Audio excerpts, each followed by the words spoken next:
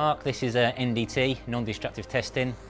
What we do in here, we're looking for any cracks or any hairline fractures in the metallic parts. The composite parts are checked elsewhere, but we do all the metal stuff in here. We have a number of different methods for testing the parts. One of the most common is this fluorescent dye penetrant over here.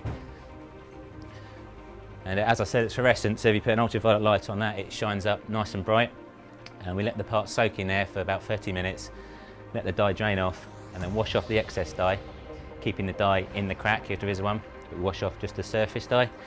Once we've washed it off, we put it in the oven to dry the part, and then we put it in a developer. The developer just helps to draw the dye out of the crack a little bit, and also gives us a nice white surface into which to see the fluorescent dye coming out of the crack.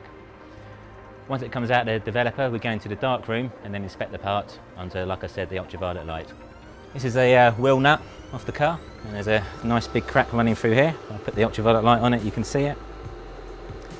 They're not always as big as that, but this is just one we like to show people. Once we've found a defect like that, we report it to the designers and engineers and look into what that part's done, and obviously try to stop it happening again.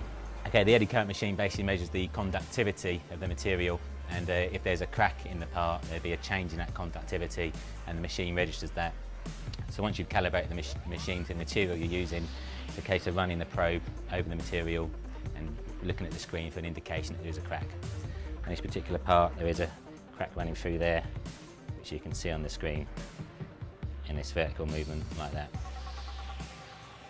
Right, so that's the methods we use in the NDT department. One of the biggest challenges facing us as a team in here is just the short time scales we have to service all the parts and getting them back out to the track for the next event. Typically after a race, the parts would arrive in here on a Tuesday morning or maybe even Tuesday afternoon, and by Thursday everything's got to be done and out of here, built up again so we can go to the next event.